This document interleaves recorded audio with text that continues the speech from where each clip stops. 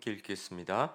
너희가 모든 일에 넉넉하여 너그럽게 연보를 함은 그들이 우리로 말미암아 하나님께 감사하게 하는 것이라. 아멘. 기도하겠습니다.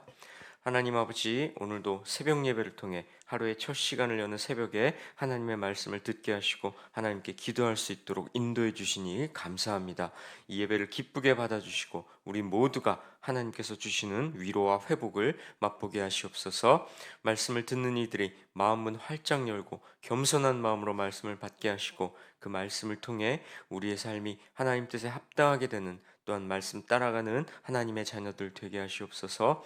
드려진 예물을 받아주시고 이 예물을 통하여 하나님의 나라가 확장되게 하시고 드린 모든 기도 제목 가운데 역사하여 주시고 드린 손길에도 하늘의 복을 내려 주시옵소서. 예수님의 이름으로 기도합니다. 아멘. 오늘 말씀은 헌금에 관한 겁니다. 고린도후서 9장 7절 말씀, 다음 구절인데요. 함께 읽습니다. 각각 그 마음에 정한 대로 할 것이요 인색함으로나 억지로 하지 말지니 하나님은 즐겨내는 자를 사랑하시느니라. 바울 사도가 헌금에 대해서 권면합니다. 인색함으로나 억지로 하지 말지니, 아까워하면서 내거나 마지못해서 하는 일은 없어야 한다고 말이죠. 하나님은 즐겨내는 자를 사랑하시느니라. 하나님께서는 기쁜 마음으로 내는 사람을 사랑하신다고 합니다. 여러분, 이 구절은요, 익히 들어서 알고 계신 구절일 겁니다. 교회마다 헌금 봉투에 저 구절이 이렇게 적혀 있는 경우도 있죠. 자, 이 구절은 헌금에 대한 구절이 맞는데요. 사실은 헌금 중에서도 구제헌금에 관한 구절입니다. 구제헌금이 뭡니까? 형편이 어려운 사람을 돕는 데 쓰이는 헌금이죠. 자, 이어지는 말씀 또 봅니다. 함께 읽습니다. 하나님이 능히 모든 은혜를 너희에게 넘치게 하시나니 이는 너희로 모든 일에 항상 모든 것이 넉넉하여 모든 착한 일을 넘치게 하려 하심이라. 바울은 계속해서 구제헌금에 대해서 지금 권면하고 있는데요. 하나님께서는 우리들에게 넘치도록 은혜를 주실 능력이 있는 분이라고 합니다. 우리에게 재물을 풍족하게 주실 수 있는 분이죠. 그런데요, 그렇게 해 주시는 건 우리가 착한 일을 넘치도록 하게 하려고 그러신다는 겁니다. 이게 무슨 뜻일까요? 만약에 하나님께서 우리에게 재물을 많이 주신다면 그건 그 재물 갖고 잘 먹고 잘 살라고 주신 게 아니라 그 재물을 갖고 하나님이 기뻐하실 착한 일을 많이 하라는 겁니다. 구제헌금도 바로 그런 의미를 담고 있죠. 하나님께서 우리에게 재물을 주셨으니 그것으로 어려운 이들을 돕는 건 하나님이 우리에게 재물을 주신 목적에 부합하는 일이죠. 그렇습니다. 우리가 가진 재산은 다 하나님께서 주신 겁니다. 하나님으로부터 나온 것이죠. 그러니 하나님 거라고 해도 틀린 말이 아닙니다. 만약에 우리가 구제헌금 드리기를 꺼려 한다면요, 그건 내 재산이 내 것이라는 생각에 사로잡혀 있기 때문일 겁니다. 성도 여러분, 내 재산, 내 소유, 나아가 내 생명까지도 온전히 하나님의 것임을 인정하시기 바랍니다. 우리의 신앙은 바로 거기서부터 출발합니다. 이어지는 11절 말씀 함께 읽겠습니다. 너희가 모든 일에 넉넉하여 너그럽게 연보를 함은 그들이 우리로 말미암아 하나님께 감사하게 하는 것이라. 연보라는 말은 사실 요즘에는 잘 안 쓰는 말인데요. 이 연보가 바로 헌금 중에서도 구제헌금을 가리키는 겁니다. 이 구절은 이런 뜻입니다.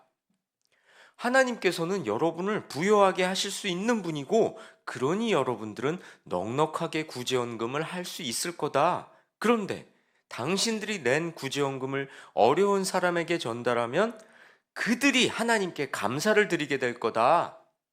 이런 뜻이죠. 그렇습니다.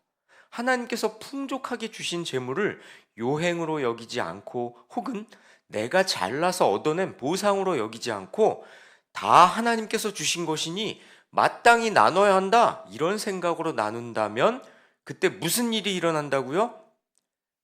나눔을 받은 사람들이 하나님께 감사하게 될 거다. 성경은 이렇게 말씀합니다. 다음 말씀 볼까요? 함께 읽습니다. 이 봉사의 직무가 성도들의 부족한 것을 보충할 뿐 아니라 사람들이 하나님께 드리는 많은 감사로 말미암아 넘쳤느니라.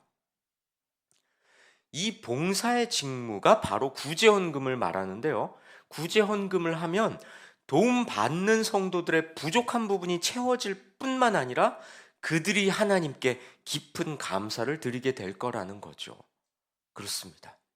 우리가 구제헌금을 하는 건요, 내 것이 아니라 하나님 것이니까 마땅히 나누는 것이긴 한데요. 더 궁극적인 목적은 우리가 도와준 사람들이 하나님께 감사하게 그렇게 하려는 겁니다. 자, 13절 말씀 함께 있습니다. 이 직무로 증거를 삼아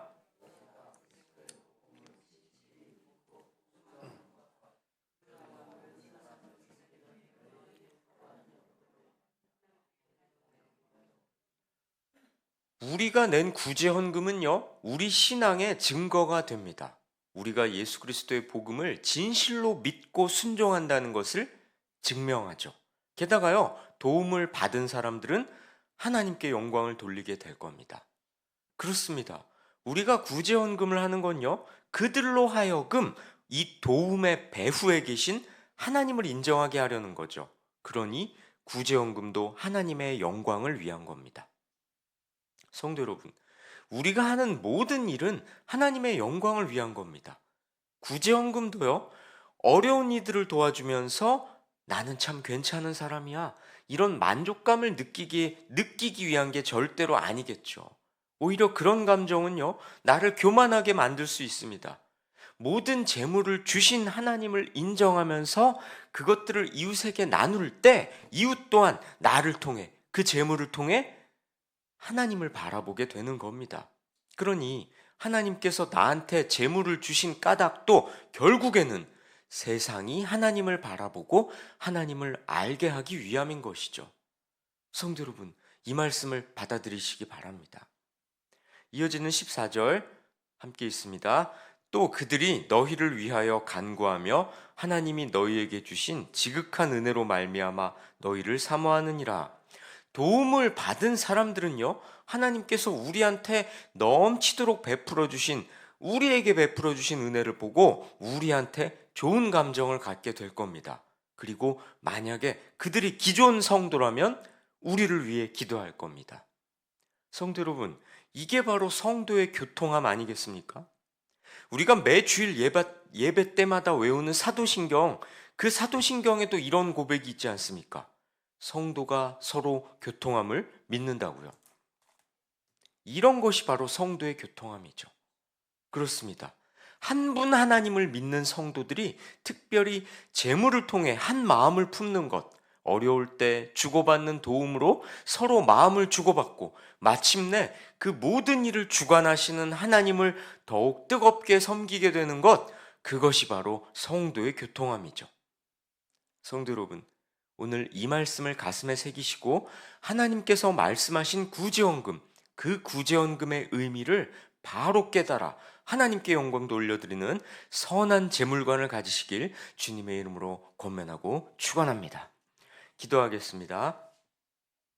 하나님 아버지, 우리의 구제헌금으로 하나님의 영광이 드러나도록 도움받은 이들이 하나님께 감사하도록 해야 한다고 말씀으로 가르쳐 주셨사오니 이 말씀 가슴에 새겨서 구제헌금을 하면서 아까워하거나 마지못해서 하지 않도록 우리 마음을 붙잡아 주시고, 구제헌금을 통해 모든 것이 다 하나님의 것이고 하나님이 주신 것임을 다시금 상기하도록 우리를 늘 일깨워 주시고 인도해 주시옵소서. 우리의 재물을 통해, 나눔을 통해 세상이 하나님을 바라보도록 우리의 재물을 사용해 주시고, 재물의 마음을 뺏겨서 하나님과 등을 지지 않도록 우리를 인도해 주시옵소서.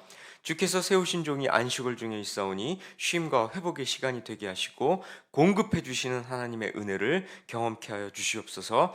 오늘 하루를 주님의 손에 의탁합니다. 우리가 해야 할 것들과 하지 말아야 할 것들 다시금 점검하게 하셔서 오늘 하루 무엇을 하든 어느 곳에 가든 하나님께 영광 올려드리고 하나님이 주시는 기쁨을 경험하는 오늘 하루가 되게 하시옵소서.